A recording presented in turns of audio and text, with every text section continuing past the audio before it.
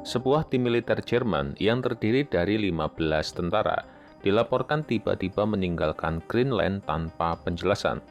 Kejadian ini kalau dilihat sekilas memang tampak biasa, tapi kalau makin dipahami makin terasa aneh. Bayangkan saja, sebuah tim militer Jerman yang datang jauh ke Greenland untuk misi resmi NATO, tiba-tiba angkat kaki tanpa pamit, tanpa penjelasan, dan nyaris tanpa jejak. Bukan 1-2 orang, tetapi 15 tentara lengkap dengan pemimpin mereka, Laksamana Muda Stefan Pauli. Menurut laporan media Jerman Bild, rombongan militer ini meninggalkan Greenland secara mendadak dan diam-diam. Mereka terbang dari Bandara Nuuk menggunakan pesawat Boeing 737 milik Islandia Air. Tidak ada konferensi pers, tidak ada pernyataan tertutup, tidak ada pemberitahuan resmi kepada publik Greenland. Bahkan otoritas setempat pun disebut tidak diberitahu secara terbuka. Padahal sehari sebelumnya, kabar yang beredar justru menyebutkan bahwa pasukan Jerman ini akan memperpanjang masa tinggal mereka di pulau-pulau tersebut. Yang membuat suasana ini semakin ganjil adalah karena juru bicara misi tersebut juga sama sekali tidak menanggapi permintaan komentar dari media. Pihak pemerintah di Berlin pun memilih bungkam. Tidak ada penjelasan, tidak ada alasan resmi, bahkan tidak ada upaya meredam pertanyaan publik.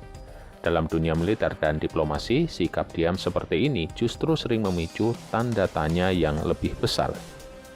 Menurut laporan Bild, perintah penarikan pasukan datang langsung dari Berlin pada pagi hari tanggal 18 Januari, tanpa basa-basi, tanpa penjelasan panjang. Para prajurit hanya diberi satu instruksi, yaitu pulang. Tidak ada alasan strategis, tidak ada penjelasan politik, tidak ada ancaman yang disebutkan. Akibat perintah mendadak ini, semua agenda yang sudah dijadwalkan terpaksa dibatalkan. Pertemuan resmi, diskusi lanjutan, rencana kerjasama, semuanya hangus dalam semalam. Kalau dihitung, waktu mereka di Greenland benar-benar singkat. Mereka mendarat, menjalankan beberapa aktivitas awal, lalu pergi lagi, di mana total waktu di pulau itu hanya sekitar 44 jam antara kedatangan dan keberangkatan, alias kurang dari 2 hari. Untuk ukuran misi NATO yang melibatkan negara sekutu, durasinya terbilang sangat janggal. Padahal, sehari sebelum kepulangan mendadak itu, Laksamana Muda Stefan Pauli masih berbicara dengan nada optimis. Pada tanggal 17 Januari, ia menyampaikan bahwa pihaknya telah mengadakan pembicaraan dengan pejabat Denmark dan beberapa pihak lain terkait kemungkinan kerjasama militer di masa depan. Fokusnya adalah peluang latihan bersama dan kemungkinan penempatan pasukan di kemudian hari. Ia bahkan menyebut bahwa Berlin sudah diberi laporan lengkap soal diskusi tersebut, dan mereka hanya menunggu lampu hijau untuk melangkah lebih jauh bersama Denmark.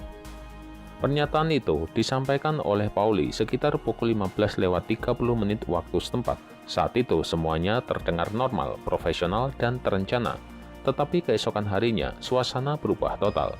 Pada pukul 8:30 waktu setempat, para tentara Jerman itu sudah berada di bandara, lengkap dengan seluruh perlengkapan mereka, siap untuk meninggalkan Greenland.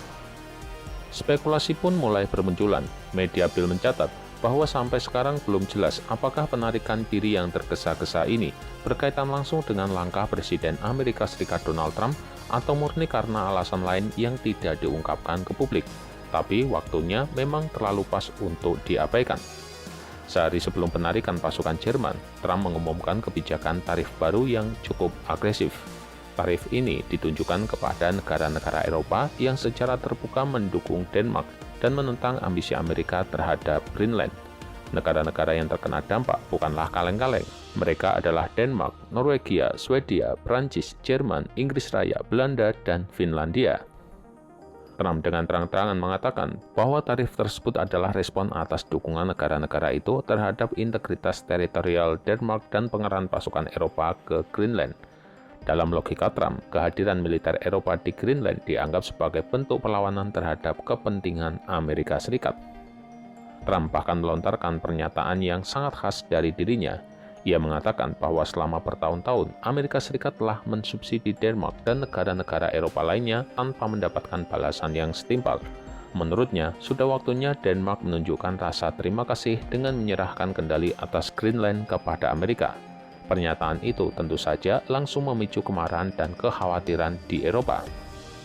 Kalau dilihat dari sudut pandang ini, penarikan pasukan Jerman memang terasa seperti langkah hati-hati. Bisa jadi Berlin tidak ingin memperkeruh situasi dengan Amerika. Bisa juga ada tekanan politik yang tidak diungkapkan ke publik, atau mungkin ada strategi perhitungan lain yang lebih besar dan lebih sensitif. Namun sampai sekarang, semua itu masih sebatas dugaan. Tidak ada konfirmasi resmi yang menghubungkan penarikan pasukan Jerman dengan kebijakan tarif Trump. Namun dalam dunia geopolitik, kejadian seperti ini jarang benar-benar terjadi. Perlu diingat, 15 tentara Jerman ini datang ke Greenland pada tanggal 16 Januari sebagai bagian dari misi pengintaian NATO atas undangan Denmark. Misi ini bukan misi tempur, bukan pula misi provokatif. Tujuannya relatif standar, yaitu pelatihan, observasi, dan penilaian peluang untuk latihan serta penempatan pasukan di masa depan. Bahasa kasarnya, mereka datang untuk cek lapangan dan membangun fondasi kerjasama jangka panjang. Greenland sendiri dalam beberapa tahun terakhir memang berubah dari wilayah yang jarang diperbincangkan menjadi salah satu titik panas geopolitik dunia. Lokasinya yang strategis di Arktik, sumber daya alamnya, serta posisinya dalam jalur militer dan perdagangan global membuat pulau ini semakin diperebutkan. Amerika Serikat memandang Greenland sebagai aset strategis yang vital, sementara Denmark melihatnya sebagai bagian sah dari kerajaannya, sedangkan Eropa melihatnya sebagai garis pertahanan utara, dan NATO melihatnya sebagai titik penting dalam keseimbangan kekuatan global. Di tengah semua ini, Donald Trump punya obsesi tersendiri terhadap Greenland. Obsesi ini bukanlah hal baru. Pada masa jabatan pertamanya antara tahun 2017 hingga 2021, Trump sudah pernah mengusulkan pembelian Greenland. Saat itu, gagasan tersebut sempat dianggap tidak masuk akal meskipun Trump cukup serius. Laporan menyebut bahwa Trump bahkan menawarkan sekitar 600 juta dolar Amerika per tahun untuk mendapatkan akses seumur hidup ke Greenland. Tawaran ini ditolak, tapi gagasannya tidak pernah benar-benar hilang.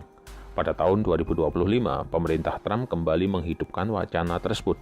Diskusi soal Greenland kembali mengemuka, dan pada Januari tahun 2026, masalah makin memanas.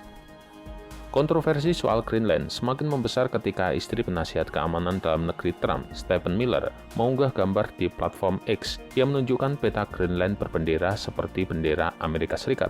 Unggahan ini langsung memicu kemarahan diplomatik. Duta Besar Denmark bereaksi keras, sementara Stephen Miller sendiri kemudian mengatakan bahwa Amerika Serikat adalah negara adidaya dan akan bertindak sesuai dengan status tersebut. Jadi apakah ini tanda bahwa Eropa mulai berhati-hati agar tidak memancing konflik lebih besar dengan Amerika Serikat? Ataukah ini hanya langkah sementara sambil menunggu situasi mereda? Atau mungkin ada kesepakatan diam-diam yang tidak diketahui publik?